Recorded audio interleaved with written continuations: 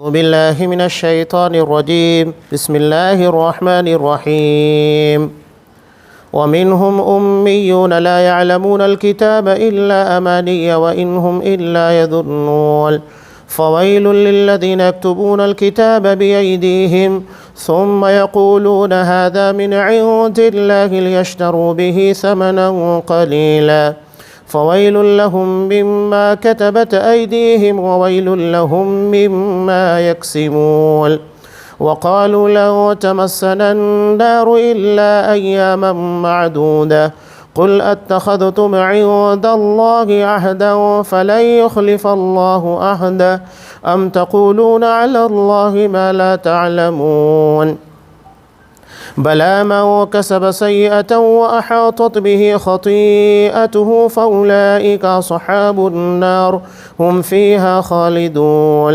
वल्लज़ीना आमनू व अमिलुस्सालिहाति उलाइका अस्हाबुल जन्नह हुम फीहा खालिदून वइज़ अख़ज़ना मीसाक़ बनी इसराईल ला तअबुदून इल्लल्लाह व बिलवालिदैनि इहसानन व ज़िल क़ुरबा वल यतामा वल मसाकीन वक़ूलू लिन्नासि हुस्नन व अक़ीमुस्सलात व आतुज़्ज़कात सुम्मा तवल्लैतुम इल्ला क़लीलन मिनकुम व अंतुम मुअरिदून। और बाज़ उनमें अनपढ़ है जो आरज़ुओं और गुमान के अलावा किताबुल्लाह का कुछ इल्म नहीं रखते और सिर्फ़ वहम गुमान की बुनियाद पर उम्मीद लगाए हुए हैं। उन लोगों के लिए बर्बादी है जो अपने हाथों से किताब लिख कर फिर कहते हैं कि ये अल्लाह ताला की तरफ से है ताकि उसके बदले थोड़ी कीमत खाएं। तबाही है जो कुछ उन्होंने अपने हाथों से लिखा और तबाह हो जो कुछ उन्होंने कमाया। ये लोग कहते हैं कि हमें चंद रोज़ के अलावा आग हरगिज़ न छुएगी। उनसे पूछें कि तुमने अल्लाह ताला से कोई अहद लिया है कि यकीनन अल्लाह ताला अपने वादे की कभी खिलाफ़ वर्जी नहीं करेगा, या तुम अल्लाह के बारे में वो कुछ कह रहे हो जिसका तुम्हें इल्म नहीं। क्यों नहीं? जिसने बुरे काम किए और उसके बुरे कामों ने उसे घेर लिया, बस यही लोग आग वाले हैं, वो उसमें हमेशा रहेंगे। और जो ईमान लाए और उन्होंने नेक अमल किए वो जन्नती हैं और वो जन्नत में हमेशा रहेंगे। और जब हमने बनी इसराइल से पुख्ता अहद लिया कि तुम अल्लाह ताला के सिवा किसी की इबादत ना करोगे और माँ बाप और क़राबतदारों, यतीमों और मिस्कीनों के साथ अच्छा सलूक करोगे और लोगों को अच्छी बातें कहोगे, नमाज कायम और ज़कात अदा करते रहोगे, लेकिन थोड़े से लोगों के अलावा तुम सब फिर गए और तुम फिर जाने वाले हो। सूरह बकरा आयत नंबर 78 से आयत नंबर 83। मोहतरम सामीन, इससे कबल सूरह बकरा के अंदर जो वाक़या बयान किया गया उसी के तनाजुर में यहाँ पर बातें पेश की जा रही हैं कि दिल जब सख्त होता है, दिल की सख्ती के असरात ये होते हैं कि लोग दीन और शरीयत को खिलवाड़ बनाने लग जाते हैं। आम तौर से लोग सवाल करते हैं, इतने बड़े बड़े उलमा हैं, इतने बड़े बड़े फ़ुक़हा हैं, क्या उनको नहीं समझता? मैं आप लोगों के सामने एक ज़िंदा मिसाल पेश कर रहा हूँ इब्लीस की। इब्लीस के जैसा मकाम किसी ने हासिल नहीं किया होगा कि वो फ़रिश्तों की सफ़ में पहुँच गया। उसके बाद नतीजा क्या हुआ? तकब्बुर। तकब्बुर के नतीजे में रांदे दरगाह करार दिया गया और उसने अपनी गलती तस्लीम नहीं की। क्या इब्लीस को मालूम नहीं है कि हकीकत क्या है, सच्चाई क्या है? उसके बाद वो क्या काम कर रहा है? तो इंसान के अंदर जो खामी पैदा होती है, मैंने इसके पहले भी ये बात बयान की थी कि 3 चीज़ों के बारे में हमें बहुत मुहतात रहना चाहिए। अल्लामा इब्न क़य्यिम रहमतुल्लाह अलैह बयान करते हैं कि इंसान इन्हीं 3 बड़ी ख़ताओं और गलतियों के दरमियान खेलते रहता है। उसमें से एक बड़ी गलती है तकब्बुर। इसकी बुनियाद के पर इब्लीस को रांदे दरगाह करार दिया गया। और दूसरी बड़ी गलती है लालच। लालच की बुनियाद पर हज़रत आदम अलैहिस्सलाम ने उस दरख्त के फल को इस्तेमाल किया जिसके अल्लाह ने उनको मना किया था। तो ये 2 बड़ी गलतियां हैं जिसकी बुनियाद के पर बंदा गुमराही और गलती का शिकार होता है। हमें इन दोनों चीज़ों के बारे में बहुत ज़्यादा चौकन्ना और मोहतात रहना चाहिए।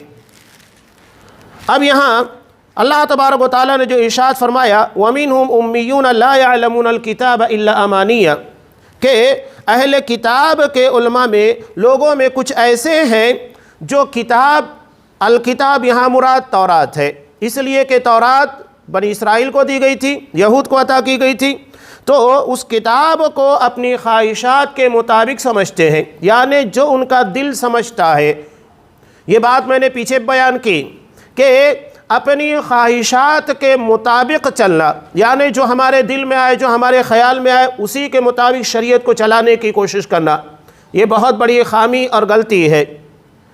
बल्कि हमें अपने आप को, चाहे हमारा मिजाज, हमारी कोई भी चीज़ हो, उसको शरीयत के मुताबिक ढालना है। कुरान मजीद ने साफ मुतालबा किस बात का किया, या अय्युहल्लज़ीना आमनू दुखुलू फिस्सिल्मि काफ़ा, ईमान वालो इस्लाम में दाखिल हो जाओ। ये नहीं कि इस्लाम को अपने मुताबिक चलाने की कोशिश करो, ये बहुत बड़ी खामी और गलती है। चाहे कुरान मजीद की कोई आयत हो या अहादीस, इसके जो माना और मफाहीम नबी करीम सल्लल्लाहु अलैहि वसल्लम ने तय किए, असहाबे किराम ने समझा, वो हमारे लिए मोतबर है। जितनी भी गुमराहियाँ पैदा हुई हैं, उसकी बुनियादी वजह यह है कि कुरान मजीद की आयत या तो अहादीस को अपनी मर्ज़ी, अपने ख़याल और अपनी फ़िक्र के मुताबिक ढालने की कोशिश की गई और उस फ़िक्र को लोगों के पर लादने की कोशिश की गई। ये गुमराही की वजह है। अगर हम कुरान और हदीस को नबी करीम सल्लल्लाहु अलैहि वसल्लम की लाई हुई शरीयत और असहाबे किराम की फ़हम और समझ के मुताबिक समझेंगे, इंशाअल्लाह कभी गुमराह नहीं होंगे। और उसी चीज़ को कुरान मजीद ने हमारे लिए मेयार करा दिया। क्या मेयार रखा है? फ़इन आमनू बिमिस्लि मा आमनतुम, अगर तुम असहाबे किराम की तरह ईमान लाओगे, जैसा कि वो ईमान लेकर आए, दीन को कबूल किया, दीन के मुताबिक चले, तो हम हिदायत पा जाएंगे। और अगर उनकी फ़हम और उनकी सोच को हमने अवॉइड किया, तो नतीजा ये होगा, नए नए मसलक बनेंगे, नई नई फ़िक्र बनेगी और इस्लाम जो कि एक दीन है, ये बहुत सारे रास्तों के अंदर तब्दील हो जाएगा। आज जैसा कि हम देख रहे हैं, हम चाहते हैं कि सिरात मुस्तकीम के पर रहें, तो दीन को उसी तरह फॉलो कीजिए जैसा कि असहाबे किराम ने किया। इंशाअल्लाह गुमराही आपके करीब भी नहीं आएगी। अब यहाँ पर देखिए, ये जो आयत है रब्ते कलाम के अहले किताब के उलमा की देखा देखी, उनका अनपढ़ तबका यानी अवामुन्नास भी बेबुनियाद उम्मीदें लगाए हुए है। अब जब उलमा शरीयत की मनमानी तफसीर बयान करेंगे, उसका असर अवाम पर पड़ेगा और अवाम भी अल्लाह के दीन को खिलवाड़ बनाने की कोशिश करेंगे। यही वजह है कि हम दीन को जितना ज़्यादा शरीयत के मुताबिक बना कर रखें, जैसा कि सहाबा ने समझा, उतना ये महफूज रहेगा। और जितना हम इसे वहाँ से हटाने की कोशिश करेंगे, गुमराहियाँ उतनी दाखिल होगी। उसके बाद हर कोई ऐरा गैरा आएगा और कुरान के माना और मफाहिम को अपने एतबार से समझाने की कोशिश करेगा, कहेगा मुझे ये समझ में आ रहा है, इस हदीस का ये मतलब होना चाहिए, और उसके बाद गुमराहियाँ लोगों के दरमियान फैलना शुरू हो जाएगी। याद रहे कि मजहबी पेशवाओं और सियासी रहनुमाओं के मनफी और मुस्बित असरात अवाम पर ज़रूर असरअंदाज होते हैं। अगर उलमा सही तौर के पर दीन की तर्जुमानी कर रहे हैं, तो इसका नतीजा अवाम के पर भी आएगा, वो भी दीन की सही तर्जुमानी करेंगे। और अगर उलमा दीन की सही तर्जुमानी नहीं करेंगे, अपनी मनमानी तफसीर और मनमानी राय को लोगों के पर थोपने की कोशिश करेंगे, तो नतीजा ये होगा, अवाम भी उन्हीं की इत्तिबा करते हुए, उन्हीं की तकलीद करते हुए दीन को उसी तरह बिगाड़ने की कोशिश करेगी। और यही मामला अहले किताब के अंदर पैदा हो गया था। ये लोग क्या करते थे? कुरान मजीद इन लोगों के बारे में कह रहा है, तबाही है इन लोगों के लिए। ये लोग क्या करते थे? यक्तुबूनल किताब बिअयदीहिम, अपने हाथों से किताब लिखा करते थे। किताब यानी तौरात की तफसील लिखा करते थे और उसे तौरात के साथ अटैच कर दिया करते और कहते कि देखो ये भी असल में किताब ही है। मैं अगर आप लोगों के सामने बिलफर्ज, अभी यहाँ हमारे सामने कुरान मजीद की आयत है, मैं कुरान मजीद की आयत के साथ उसकी तफसीर में अपनी राय को अगर दाखिल कर दूं, आप लोग नहीं समझ पाएंगे। क्यों नहीं समझ पाएंगे? इसलिए कि अवाम को इतना शऊर नहीं है कि उसमें सही क्या है, गलत क्या है, तफसीर कितनी है और नहीं है, और कितना कुरान के मुआफिक है, वो नहीं फ़र्क पाते हैं। और क्या होता है नतीजा कि ये अपनी बातों को दीन के नाम के पर पेश करते हैं। यकीनी बात है कि अगर ये कहूँ कि ये मेरी राय है, ये मेरा ख्याल है, ये मेरी सोच है, तो इंसान वहाँ पर ये सोचेगा ये उनका अपना ख्याल है। लेकिन अगर उसी चीज़ को मैं दीन के नाम के पर पेश करूँ कि नहीं ये दीन है, ये शरीयत है, ये कुरान है, ये हदीस है, तो लोग वहाँ पर सोचेंगे नहीं कि जब वो दीन है, शरीयत है, कुरान है, तो उसके बारे में हम क्यों सोचें। अब वहाँ सिर्फ अपने आप को सरेंडर कर देना है। तो ये बहुत बड़ी गुमराही है जो यहूद के अंदर पैदा हुई, और यही गुमराही उम्मत मुहम्मदिया के अंदर भी पैदा हुई कि कुरान की तफसीर को अपनी मनमानी तौर के पर बयान करने लगे, और उसके बाद लोगों में उसे दीन के नाम के पर पेश किया, और लोग ये समझते हैं कि वो दीन है, हालांकि वो दीन नहीं होता है।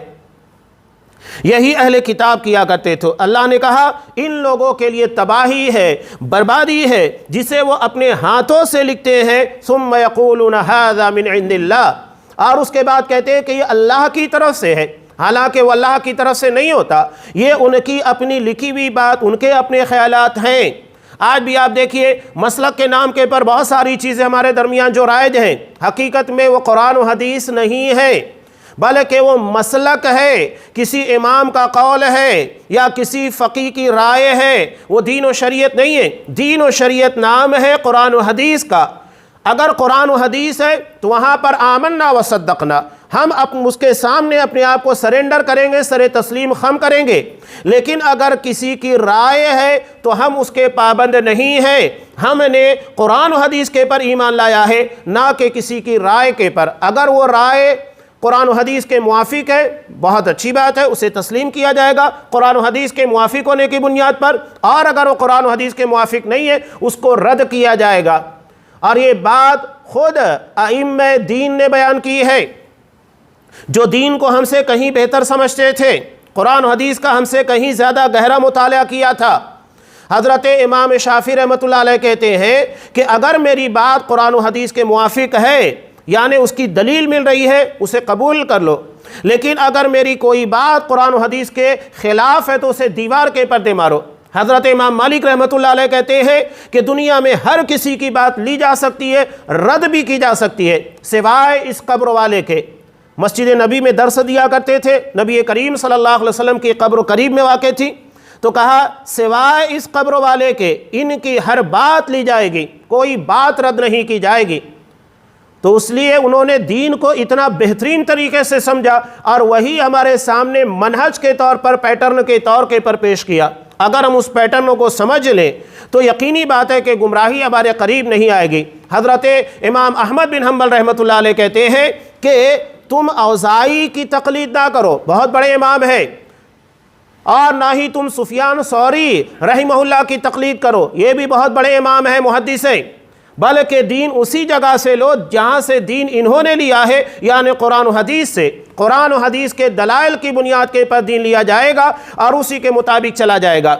ये है अइम्मे दीन के अक़वाल। हज़रत इमाम अबू हनीफ़ा रहमतुल्लाह अलैह कहते हैं कि इज़ा सह्हल हदीस फ़हुव मज़हबी, जो हदीस सही होगी वही मेरा मज़हब है, अगर हदीस सही नहीं है मैं उसे नहीं मानता। ये हज़रत इमाम अबू हनीफ़ा रहमतुल्लाह अलैह का कौल है, यानी हदीस जो सही होगी उसे कबूल किया जाएगा, जो आप सल्लल्लाहु अलैहि वसल्लम से साबित नहीं उसको कबूल नहीं किया जाएगा।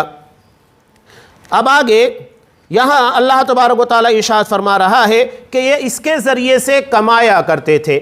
आज भी आप लोगों के दरमियान देख लीजिए कि दीन के नाम के पर कैसे लोगों से कमाते हैं। बाकायदा इसके बारे में न्यूज़ तक आ गई, नाउज़ बिल्लाह। बहुत अफसोस होता है, दीन बदनाम होता है कि फतवे ये लोगों से पैसे लेकर दिए जा रहे थे, यानी पैसा लेकर उनकी मर्जी, उनके मंशा के मुताबिक फतवे दिए जाना, ये न्यूज़ तक बातें आ गई। ये इससे दीन बदनाम नहीं होता है तो क्या होता है। और लोगों ने बाकायदा फतवेबाजी को मजाक बना लिया है, जबकि फतवा देना ये अल्लाह तबारक व तआला सबसे पहले इसके बारे में बयान करता है कि यस्तफ्तूनक, ऐ नबी ये आपसे आकर इस्तिफ्ता करते हैं, यानी अपने मसाइल के बारे में सवाल करते हैं कि ये मसला दरपेश हुआ है, इसका क्या हल होना चाहिए। तो अल्लाह तबारक व तआला क्या कहता है सूरह निसा में, कुलिल्लाहु युफ्तीकुम, कहे दो अल्लाह तुम्हें फतवा दे रहा है।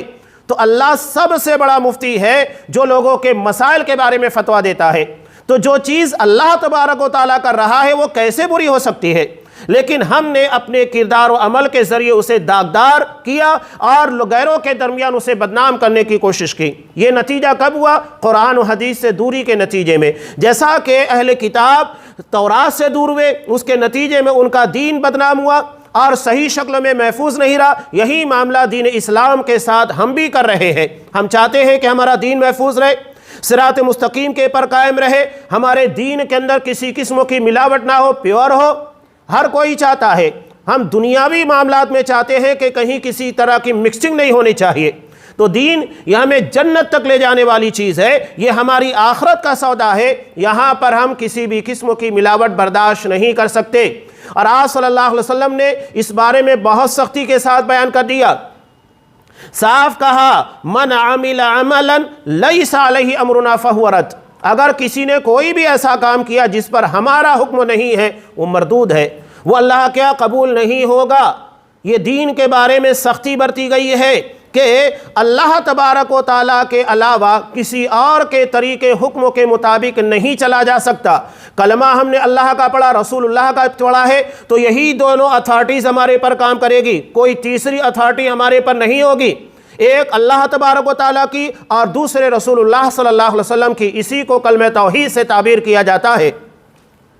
अब इन लोगों ने दीन को खिलवाड़ बना लिया इस तरीके से, और अलावाजी अकीदा इन लोगों का ख़राब होना शुरू हुआ। अकीदा, सोच, फ़िक्र। ये लोग क्या कहने लगे, ला तमस्सन्नार इल्ला अय्यामम मादूदा, हरगिज़ हमें आग नहीं छुएगी सिवाय चंद दिनों के। और इसके बारे में लोग क्या कहते हैं, वो चंद दिन यानी जितने दिनों हमने बछड़े की इबादत की थी उतने दिन ही हम जहन्नम में रहेंगे, उससे ज़्यादा नहीं रहेंगे। यानी 40 दिन जब हज़रत मूसा अलैहिस्सलातु वस्सलाम कोहे तूर के पर तौरात लाने गए थे, उतना ही हम वहाँ पर जहन्नम में रहेंगे। कुरान मजीद ने कहा, कुल अत्तखज़्तुम इंदल्लाहि अहदा, क्या अल्लाह ने इसके बारे में कोई अहद लिया है इसके बारे में कोई दलील कि अल्लाह ने तुम्हें इसके बारे में कहा है कि तुम्हें उतना ही जहन्नम में रखा जाएगा, उससे नहीं, उससे ज़्यादा नहीं। फ़लन युख़्लिफ़ल्लाहु अहदा, तो अल्लाह अपने अहद की मुखालफत नहीं करेगा। लेकिन जब वो अहद है नहीं, अल्लाह के पर झूठ बांध रहे हो, अल्लाह के नाम के पर झूठ बयान कर रहे हो, इसीलिए अल्लाह ने कहा अम तक़ूलूना अलल्लाहि मा ला तालमून, अल्लाह के बारे में वो बात कह रहे हो जो तुम नहीं जानते। जब तुम्हें इल्म नहीं है तो अल्लाह के नाम के पर क्यों बयान किया जा रहा है? आज भी आप देखिए कि इस तरह की बातें लोग धड़ल्ले के साथ बयान करते हैं। हमारे यहाँ पर लोगों के दरमियान एक बहुत बड़ी खामी ये भी है कि क्या कहते हैं, हदीस में ऐसा आता है, दीन के अंदर ऐसा है। ये दलील नहीं है। दलील ये है कि आप हदीस का बाकायदा रेफरेंस दें कि हाँ इस हदीस के अंदर है और वो हदीस सही है, आपको इल्म होना चाहिए। कुरान के बारे में अगर आप कह रहे हैं तो आपको इल्म होना चाहिए कि हाँ कुरान मजीद में इस तरह की बात है, किस सूरे के अंदर है, बाकायदा आपको पुख्तगी के साथ इल्म हो, माना और मफहूम सही तरीके से मालूम हो। ये नहीं कि माना कुछ और निकल रहा है और आप कुछ और बयान कर रहे हैं। ये बहुत बड़ी जिम्मेदारी है। दीन के नाम के पर अपनी राय या अपने ख्यालात को नहीं पेश किया जा सकता है। आप सल्लल्लाहु अलैहि वसल्लम ने इस कदर सख्ती की बरती, यहाँ तक कि मुस्नद अहमद की रिवायत में है कि लानल्लाह, अल्लाह की लानत उस शख्स के पर मन आवा मुहदिसन, जो किसी बिदती को पनाह देता है। बिदती के बारे में आप सल्लल्लाहु अलैहि वसल्लम ने इतनी सख्ती क्यों बरती? इसलिए कि वो नबी के दीन के मुकाबले में एक नया दीन बनाने की कोशिश करता है। जो दीन, जो शरीयत अल्लाह के रसूल ने पेश की, उसके मुकाबले में अपना दीन पेश करता है। बताइए कि कितना संगीन जुर्म है कि नबी ने जो दीन लाकर पेश किया उसको नहीं, बल्कि हम जो दीन बनाएंगे उसे लोगों के दरमियान फॉलो करना है। इसलिए आप सल्लल्लाहु अलैहि वसल्लम ने बिदअत के बारे में बहुत सख्ती बरती। और हैरत की बात है, असहाबे किराम के अंदर कोई बिदअती था? नहीं था। उसके बाद भी आप सल्लल्लाहु अलैहि वसल्लम हर जुमा में, बल्कि हर तकरीर, हर खिताब में क्या कहते थे? कुल्लु बिदअतिन दलाला, हर बिदात गुमराही है और हर गुमराही जहन्नम की तरफ लेकर जाने वाली है। खुतबा मसनूना में आप सल्लल्लाहु अलैहि वसल्लम कहा करते थे। ये किससे कह रहे हैं? असहाबे किराम से, जिनमें कोई बिदअती नहीं, जिसने बिदअत के बारे में सोचा तक नहीं, उसको आप सल्लल्लाहु अलैहि वसल्लम कह रहे हैं। यानी ये मर्ज और ये बिदअत इतनी ख़तरनाक है कि इसके बारे में आप सल्लल्लाहु अलैहि वसल्लम ने असहाबे किराम को नहीं होने के बावजूद भी बार बार चौकन्ना किया, ये तुम्हारे अंदर नहीं होनी चाहिए। और ये खराबियाँ, फिर नतीजा क्या होता है? अकीदा ख़राब होना शुरू होता है। ये लोग अपने तौर पर अकीदा बना लिए कि जहन्नम में हम उतना ही रहेंगे जितना दिन हम बछड़े की इबादत किए थे। आज इससे 2 कदम आगे मुसलमानों के दरमियान क्या मामला बन गया है। अभी आपने बहुत सारी क्लिप्स देखी होगी, हो सकता है कि बहुत सारे लोगों ने जाकर मुशाहदा भी किया होगा। अजमेर में क्या देखा है, क्लिप के अंदर बाकायदा ऐलान हो रहा है कि ये जन्नती दरवाज़ा है, इसके नीचे से गुजर जाओ, जो गुजर गया वो जन्नत में जाएगा। नाउज़ुबिल्लाह। क्या अल्लाह ने जन्नत इन लोगों के हवाले कर दिए? जन्नत का मालिक अल्लाह है, वो तय करेगा कौन जन्नत में जाएगा कौन नहीं जाएगा। हम कौन तय करने वाले होते हैं? हमारे बारे में हमें खुद इल्म नहीं। जबकि सूरह अहकाफ की इब्तिदा में अल्लाह के रसूल सल्लल्लाहु अलैहि वसल्लम को कुरान ने खिताब करके कहा कि कुल मा कुन्तु बिदअम मिनर रुसुल, आप कह दीजिए कि मैं कोई अनोखा रसूल नहीं हूँ, मेरे पहले से बहुत सारे रसूल आ चुके हैं बहुत बड़ी तादाद में। ये कोई रिसालत अनोखी चीज़ नहीं है अनजानी, तुम्हें पता है कि अल्लाह ने बहुत सारे रसूलों को भेजा है, लेकिन ये भी पता है वमा अदरी मा युफालु बी वला बिकुम, मैं नहीं जानता मेरे साथ क्या होने वाला है, आप लोगों के साथ क्या होगा। मुझे कुछ पता नहीं है मेरे साथ क्या होगा, आप लोगों के साथ क्या होगा। आप सल्लल्लाहु अलैहि वसल्लम आखिरत के बारे में इतना फिक्रमंद कर रहे हैं। साफ साफ अपनी फूफी हज़रत सफ़िया को कहा, बुखारी की रिवायत पिछले दर्स में बयान किया, अपनी बेटी हज़रत फ़ातिमा से कहा ये मत समझना कि तुम्हारा भतीजा या तुम्हारा बाप नबी है वो तुम्हें जहन्नम की आग से बचाएगा। हर किसी को जहन्नम से बचने के लिए खुद अमल करना होगा।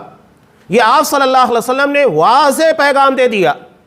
कुरान साफ कहता है वला तज़िरु वाज़िरतुम विज़रा उख़रा, कोई किसी दूसरे का बोझ नहीं उठाएगा, हर किसी को अपना बोझ खुद उठाना होगा, चाहे वो गुनाह का होगा या नेक अमल का होगा, वो हम अपने साथ लेकर जाएंगे, ये हमसे कभी जुदा होने वाला नहीं है। इस बारे में बहुत चौकन्ना रहना चाहिए। जब अकीदा ख़राब होता है तो इंसान के मामलात भी ख़राब होना शुरू होते हैं। इसलिए शैतान सबसे पहले अकीदे के परवार करता है। हज़रत नूह अलैहिस्सलातु वस्सलाम के कौम में उसने सबसे पहले क्या किया, ये नहीं कि उनको सूद ब्याज के अंदर लगा दिया, ज़िनाकारी बदकारी में लगा दिया, चोरी में लगा दिया, नहीं, उनका अकीदा ख़राब किया। जब अकीदा ख़राब होता है तो बाकी सारी चीज़ें ख़राब होना शुरू हो जाती है। एक इंसान के दिल को ही अगर ख़राब कर दिया जाए तो जिस्म के बाकी हिस्से खुद ब खुद ख़राब हो जाएंगे। अकीदा दरअसल हमारे दिल की हैसियत रखता है कि अगर ये ज़िंदा है तो इंसान ज़िंदा है, ये मर जाए तो इंसान मर जाए। तो अकीदे की बुनियाद के पर इंसान की ज़िंदगी और मौत का सवाल पैदा होता है। आसान सी बात है, हमारी अकीदत अल्लाह के साथ जुड़ी हुई है। अगर हम अल्लाह तबारक व तआला के पर ईमान को हटा दें तो क्या हम मोमिन रहेंगे? क्या हमारा इस्लाम ज़िंदा रहेगा? नहीं। या अगर हम मोहम्मद रसूलुल्लाह सल्लल्लाहु अलैहि वसल्लम के पर ईमान ना रखें कि आप नबी नहीं हैं, हम आपकी रिसालत को नहीं मानते या हम आपको आखिरी नबी नहीं मानते, तो क्या हमारा ईमान सलामत रहेगा? अब इन चीज़ों को अगर हम नहीं मानते, उसके बाद हम बहुत नेक अमल कर रहे हैं, 5 वक्ता नमाजी है, हज के पर हज अदा करें, रोज़े पर रोज़े रखें, तो क्या ये इबादत अल्लाह के यहाँ कबूल होगी? नहीं होगी। क्यों नहीं होगी? इसलिए कि हमारा अकीदा ख़राब है। यही वजह है कि कुरान मजीद जब भी कोई हुक्म देता है, मिसाल के तौर पर रमज़ानुल मुबारक के रोज़ों का हुक्म है, तो अल्लाह ने क्या कहा, या अय्युहल्लज़ीना आमनू, आए ईमान वालो, यानी जिनका अकीदा सही है, जिनका ईमान सलामत है। कुरान ये नहीं कहता या अय्युहन्नास, आए लोगो, कुतिबा अलैकुमुस्सियाम, रोज़े तुम पर फ़र्ज़ किए गए। नहीं, ईमान वालों को कहता है तुम पर नमाज फ़र्ज़ है, तुम पर रोज़े फ़र्ज़ है, तुम पर ज़कात फ़र्ज़ है, तुम पर हज फ़र्ज़ है। आम लोगों को नहीं कह रहा है, यानी जो ईमान की सलामती के साथ है उन लोगों के पर ये इबादतें फ़र्ज़ होती हैं। अकीदे की ख़राबी से बहुत सारे मामलात बिगड़ते हैं, बहुत सारे मामलात। बल्कि यूँ समझ लेना चाहिए कि सारी अच्छाइयाँ अकीदे की इस्लाह के साथ जुड़ी है और सारी ख़राबियाँ अकीदे की ख़राबी के साथ पैदा होती है। इसलिए कि दिलों में अल्लाह का डर नहीं रह जाता, गैरुल्लाह का डर बैठ जाता है। अगर अल्लाह तबारक व तआला के जो अस्मा व सिफ़ात है, मिसाल के तौर पर अल्लाह का एक नाम है अल हकीम, अल्लाह हकीम है, यानी अल्लाह के तमाम तर फैसले, अल्लाह के तमाम तर मामलात हिकमत के साथ है, उसमें कहीं जुल्म नहीं, ज़्यादती नहीं। अब यही चीज़ एक बंदा अपनी ज़िंदगी के बारे में सोचने लगे कि मैं जिस रब के पर ईमान रखता हूँ वो अल्लाह है, वो हकीम है, हिकमत के साथ सारी चीज़ें करता है, तो अल्लाह मेरी ज़िंदगी में जो भी कुछ भी कर रहा है तो क्या वो हिकमत से खाली है? नहीं।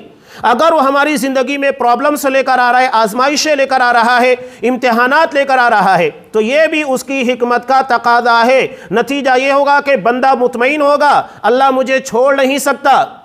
हमारे सामने हर साल एक पैगाम पेश किया जाता है हज़रत इब्राहीम, हज़रत हाजरा, हज़रत इस्माईल अलैहिमुस्सलातु वस्सलाम का। ज़रा गौर कीजिए कि हज़रत इब्राहीम ने अल्लाह के हुक्म के पर अपने बीवी और बच्चे को बेआब हो गया मैदान में छोड़ दिया, जहां पर कोई करीब में रहने वाला नहीं था, बंजर ज़मीन थी, कुछ भी नहीं था, ना काबतुल्लाह था वहां पर, ना जमजम का कुआं था, कुछ भी नहीं था, थोड़ी सी खजूर है और पानी लेकर छोड़ दिया, कहा अल्लाह का हुक्म है। उसके बाद जब हज़रत हाजरा ने सवाल किया कि इब्राहीम तुम हमें यहाँ पर छोड़कर क्यों जा रहे हो, हज़रत इब्राहीम अलैहिस्सलाम ने अल्लाह का हुक्म था बग़ैर पलटे हुए कहा कि अल्लाह का हुक्म है। हज़रत हाजरा ने सरे तस्लीम खम कर दिया कि जब अल्लाह हमें यहाँ पर छोड़कर जा रहा है, उसके हुक्म के मुताबिक हमें छोड़ा गया है, तो अल्लाह हमें ज़ाय नहीं करेगा। साफ क्या जुमला कहा, इज़ल लन युज़य्यअनी अल्लाह, तब अल्लाह हमें ज़ाय नहीं करेगा। यही ईमान है, यही यकीन है कि अल्लाह के हुक्म के मुताबिक बज़ाहिर लगता है कि कुछ भी नहीं है, वहाँ पर कुछ भी नहीं था, थोड़ी सी खजूर थी और पानी था जो कि कुछ ही मुद्दत के बाद ख़त्म हो गया। और उसके बाद नतीजा क्या हुआ, एक इम्तिहान के देने के बाद अल्लाह ने एक माँ और बच्चे की प्यास को देखकर ऐसा सरचश्मा जारी किया कि क़यामत तक के प्यासों की प्यास बुझाता रहेगा। ज़मज़म ये उन्हीं की यादगार है, ये इम्तिहान के बाद मिला। ऐसा नहीं है कि अल्लाह तबारक व तआला ने बगैर इम्तिहान के उन्हें यूं ही दे दिया। वहाँ दौड़ते हुए महसूस कीजिए कि हज़रत हाजरा कितनी शिद्दत के साथ अपने बच्चे की प्यास के लिए तड़प रही थी। एक माँ थी, करीब में कोई नहीं था, ना पानी है ना खाने के लिए कुछ मौजूद है। मेरे बताने का मकसूद ये है, ये वाक़यात सिर्फ हमें बयान करने के लिए नहीं है, बल्कि हमारे जहन दिमाग, हमारे अक़ीदे को पुख्ता करने के लिए। अल्लाह हमें ज़िंदगी के किसी इम्तिहान के अंदर अगर छोड़ता है, वो ज़ाय नहीं करेगा।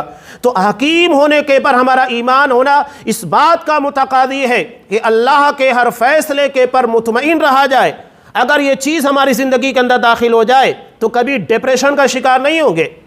हमारी ज़िंदगी में डिप्रेशन इसी बुनियाद के पर आता है कि हम अल्लाह के फ़ैसलों के पर राज़ी नहीं होते, मुतमईन नहीं होते, अल्लाह के हकीम होने के पर जैसा ईमान होना चाहिए नहीं है। अगर वो ईमान होगा, इंसान सब कुछ लुटाने के बाद भी मुतमईन रहेगा, मेरा अल्लाह मुझको ज़ाय नहीं होने देगा। अभी एक सोशल मीडिया के पर आपने एक ख़बर भी पढ़ी होगी, ईमान और अक़ीदे के मामलात होते हैं, जैसा ईमानी पुख्तगी होती है, अल्लाह की ज़ात के पर ईमान होता है, उसी बुनियाद के पर कि ये बात मेरे ख़्याल से मिस्र या ट्यूनिस कहीं की भी है। एक शख्स की पूरी दुकान जल गई। पूरी दुकान के जल जाने के बाद सोचिए कि उसका पूरा सरमाया ज़ाय हो चुका था। उसने कुछ नहीं किया, उसने कहा कि मुझे वज़ू करने के लिए पानी दो। लोगों ने कहा कि आपकी पूरी दुकान, पूरा कारोबार तहस नहस हो चुका है, जल गया है, हादसाती तौर के पर आग लगी थी और तुम पानी मांग रहे हो। कहा कि वज़ू बनाना है, और जिस रब ने इन सारी चीज़ों को यहाँ से ख़त्म किया है, मैं उसी से मांगूंगा, वही रब मुझे अता करेगा। यही ईमान और यही अक़ीदा है कि जो रब दुनिया की नेमतों को छीनने के पर कादिर है, वो देने के पर भी कादिर है, वही मोती है, वही अता करने वाला है। जब हमारे ईमान में ये पुख्तगी पाई जाएगी, हम कभी भी अल्लाह के दर को छोड़कर गैरुल्लाह के दर के पर नहीं जाएंगे। हमें मालूम है मिलेगा तो यही मिलेगा, इस दर के अलावा किसी दूसरे दर के पर कुछ नहीं मिलेगा। ये बात बहुत अहमियत की हामिल है। अब इन लोगों के अकीदे को देखिए कैसे ख़राब हुए। और उसके बाद अल्लाह ने साफ इन लोगों से कह लिया, बला मन कसब सय्यअतन वाहिदा सय्यअतन व अहातत बि खतियतु, कि अगर किसी ने कोई गुनाह किया, गलती की और उसके गुनाह उसको घेरे हुए हैं, फउलाइका अस्हाबुन नार, तो वो जहन्नमी है। कुरान ने साफ बयान कर दिया, कोई ये ना समझे कि हम किसी बुनियाद के पर बचा लिए जाएंगे। लोगों ने ये अकीदा बना लिया है, किसी पीर वली बुजुर्ग व शेख से बैत करने के बाद नतीजा क्या होता है, हम फला से वाबस्ता है, उनकी अकीदत, उनकी पीरी मुरीदी कर रहे, वो हमें बचाएंगे। अगर ये बात होती तो नबी करीम सल्लल्लाहु अलैहि वसल्लम के सहाबा को इतनी जिद्दोजहद करने की ज़रूरत ही नहीं थी। उन्होंने नबी से अपने आप को वाबस्ता रखा था। कुरान ने जिनके बारे में रज़ियल्लाहु अन्हुम व रज़ू अन्हु, वो अल्लाह से राज़ी, अल्लाह उनसे राज़ी। ये एजाज़ अता किया, दुनिया की किसी जमात को ये एजाज़ नहीं मिला है कि अल्लाह ने अपनी रज़ामंदी का सर्टिफिकेट दिया हो। उसके बाद भी उनकी ज़िंदगियाँ उठाकर देखिए कितनी मेहनत की है उस मकाम के पर अपने आप को कायम रखने के लिए और साबित करने के लिए कि अल्लाह ने हमें जो एजाज़ दिया है ये एजाज़ झूठा नहीं है, हम उस काबिल हैं। तो वो दुनिया में कुछ नहीं करते, लेकिन उन्हें पता था ये एजाज़ उसी बुनियाद के पर अगर हम काम करेंगे, अमल करेंगे। चुनांचे इस ज़िम्न में एक रिवायत भी है जिसे इमाम बैहक़ी रहमतुल्लाह अलैह ने शुअबुल ईमान के अंदर नकल किया कि नबी करीम सल्लल्लाहु अलैहि वसल्लम ने एक दिन वज़ू किया। वज़ू करने के बाद आपके असहाब आपके वज़ू के पानी को अपने जिस्म पर मलने लगे। आप सल्लल्लाहु अलैहि वसल्लम के वज़ू करने के बाद जो पानी गिर रहा था उसे लेकर अपने जिस्म के पर मलने लगे। तो आप सल्लल्लाहु अलैहि वसल्लम ने उनसे इस्तिफ़सार किया, तुम ऐसा क्यों कर रहे हो? तब उन्होंने अर्ज़ किया, अल्लाह और उसके रसूल की मोहब्बत की बिना पर, ये अल्लाह और उसके रसूल की मोहब्बत की बिना पर ऐसा कर रहे हैं।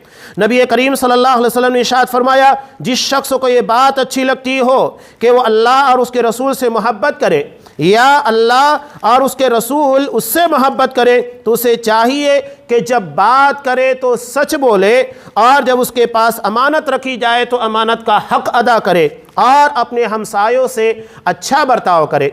ये अल्लाह और उसके रसूल की मोहब्बत का तकादा है।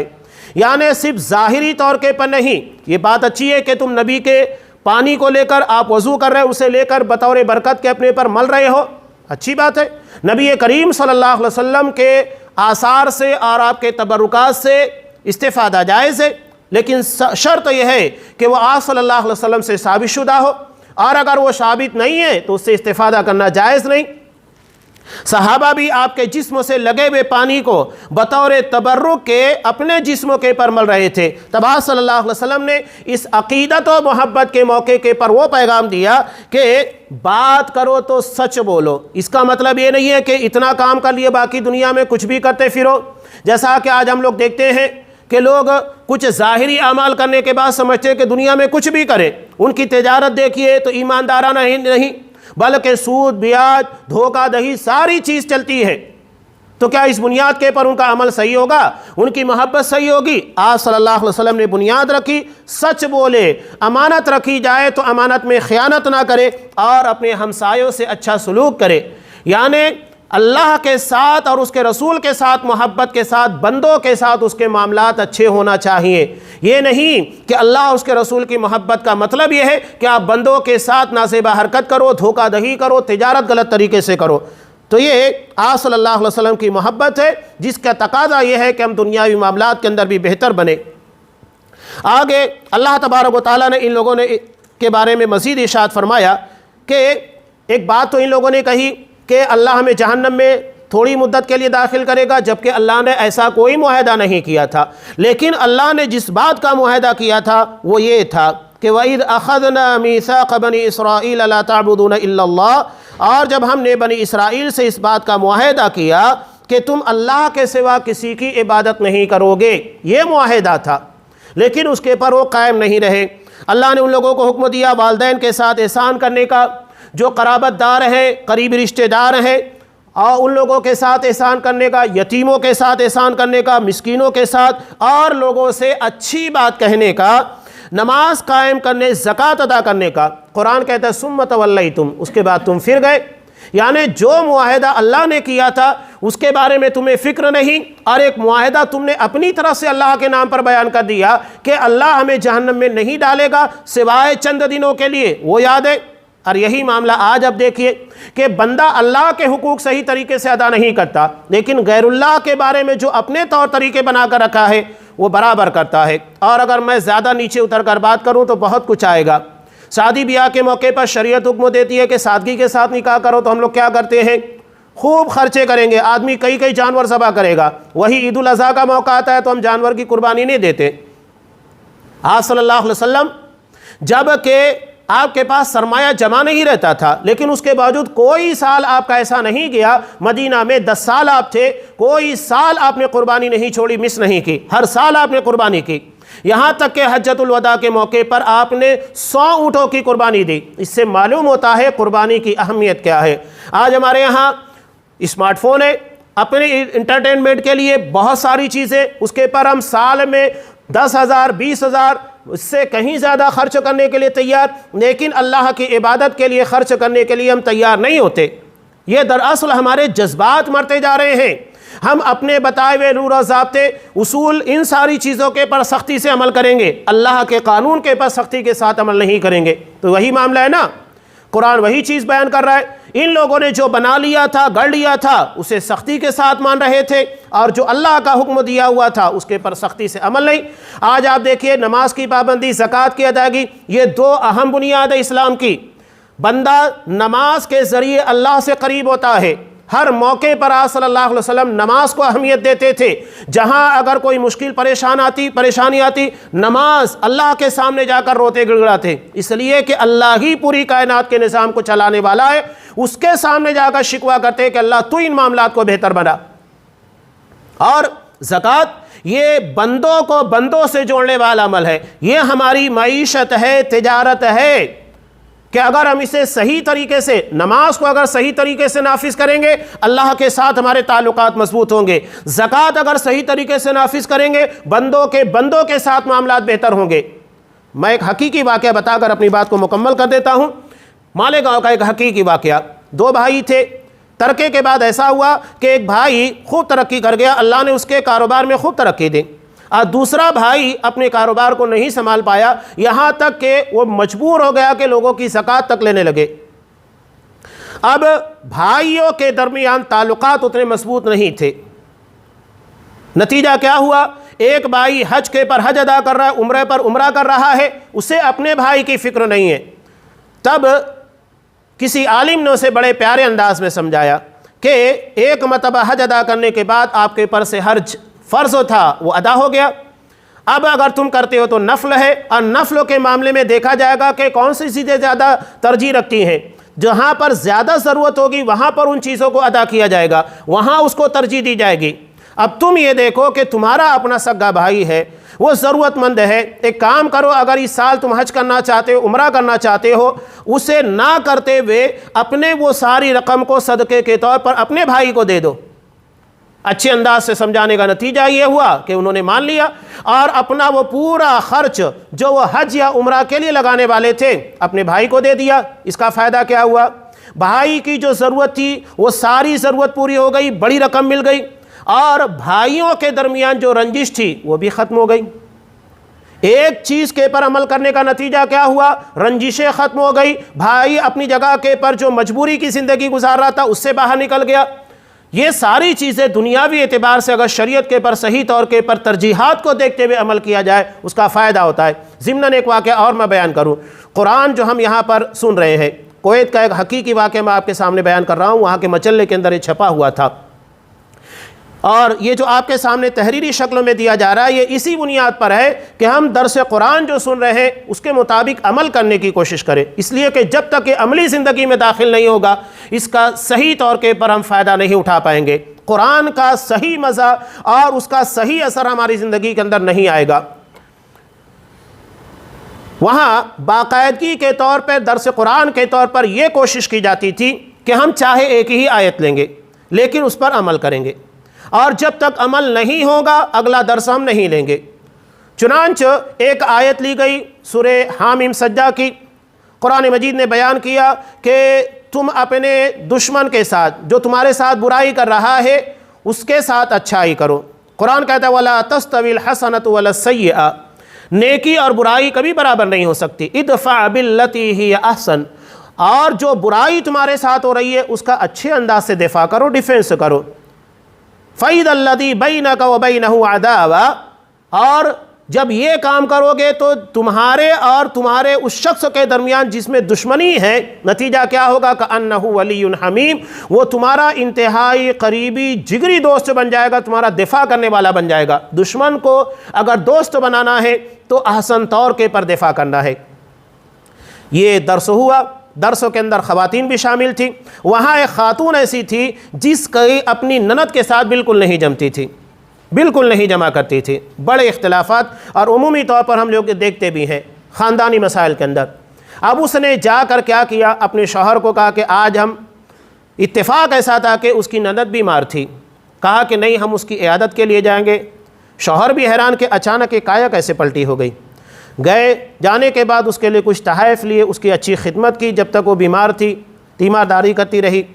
नतीजा क्या हुआ, जब वो अच्छी हो गई उसकी ननद, तो इस एहसान और अच्छे अंदाज से दिफा करने के नतीजे में क्या हुआ, नतीजा ये हुआ कि ख़ानदान में अगर उसकी भाभी के ताल्लुक़ से कोई कुछ बोलता तो कोई अगर बोलना भी शुरू करता सबसे पहले ये उसका दिफा करती, नहीं उसके ताल्लुक़ से कुछ नहीं बोलना। ये एहसान का बदला होता है, कुरान के पर अमल करने का बदला होता है। यही कुरानी मुसलमान है, कुरान के हुक्म के मुताबिक चलने वाले। एक हुक्म के पर चले, नतीजा क्या निकला, जो दुश्मनी थी दोस्ती के अंदर तब्दील हो गई, जो उसकी बुराइयां बयान किया करता था, जो गीबतें किया करता था, चुगलियां करता था, वो सारी की सारी चीज़ें बंद हो गई, यानी उसके गुनाह भी बंद हो गए। और नतीजा क्या हुआ, इसका दिफा होने लगा, यानी बदनामी से भी इंसान बच गया। एक आयत के पर अमल का ये नतीजा है। अगर हम भी आज जैसा कि हमारे सामने एक बुनियादी चीज़ आई है कि अपने अकीदे के पर तवज्जो देना है, सिर्फ अल्लाह पर भरोसा रखना है, गैरुल्लाह की तरफ हमें नहीं जाना है, तो इससे हमारे अकीदे महफूज होंगे। एक पैगाम लेकर जाओ ताकि हमारी ज़िंदगी के अंदर कुरान के ज़रिए इनकलाब आ सके, अकीदे का, मामलात ज़िंदगी का, और वो मुसलमान बन सके जो कुरान चाहता है। अल्लाह तबारक व तआला हमें इसकी तौफीक इनायत फरमाए। आमीन व आखिर दावाना अनिल हम्दुलिल्लाहि रब्बिल आलमीन।